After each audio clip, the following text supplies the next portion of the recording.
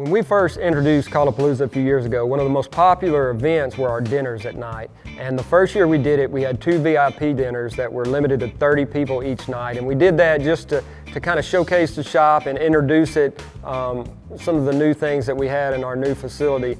And it was termed an evening with RNT, and it was just supposed to be a low-key night where we could kind of showcase our place for the first time. Well, since it was so popular, and we've added the Flying Duck Tap Room in our retail space when we rebuilt, it just gave us a really nice venue to entertain people, not only with bringing in dinner, with the craft beer we have from Flyway, our Flying Duck beer, just a very nice venue to visit with people and share, and talk about the same passions we all love, which is calls.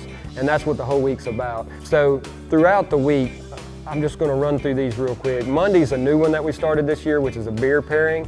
And what Monday night is geared for is for people that wanna stay the whole week from Callapalooza, wanna have something to do.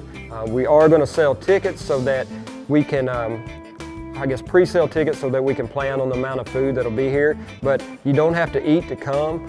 Monday night is about the introduction of what's going on at Callapalooza, so if this is your first time, come Monday night, have a beer, eat something, talk with us. We'll tell you what all's going on in Callapalooza that week.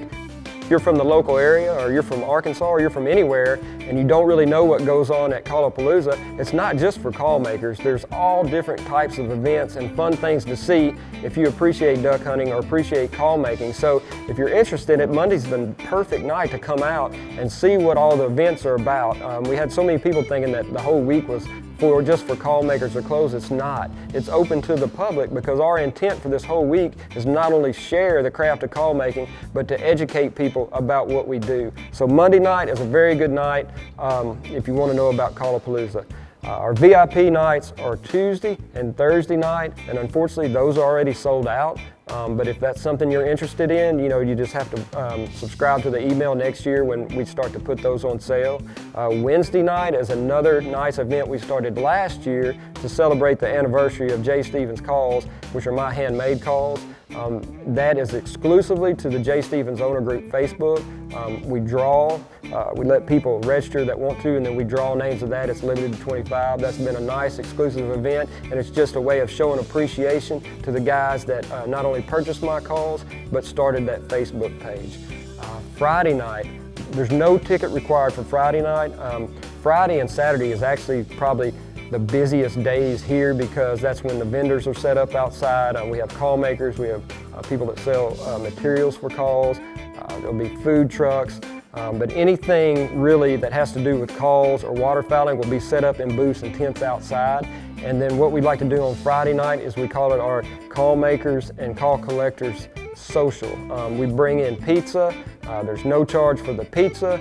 Our intent is to get call makers in one area that they can socialize and talk to each other, not necessarily have to work at their booths, but at the same time can also socialize with the public. So you don't have to be a call maker, you don't have to be a collector, you can be anybody, just open to the general public. But again, our intent is to inform and to educate about call making. So that's a good event to come to Friday night, and you get to meet some of the best call makers around the country. Saturday, we finish off when I don't want to call it the midway, but when our lot closes and vendors start to set up, we have a crawfish bowl that night for everyone, and that too is open to the public. But the crawfish you do have to have a ticket for, and the tickets for all these events will be on our website, rntcalls.com, underneath the Callapalooza header. You go on there and you can pre-purchase a ticket for Monday night's wild game pairing, or you can purchase a ticket for the crawfish bowl on Saturday, or purchase both. But either way, we'd love to see you out at Callapalooza.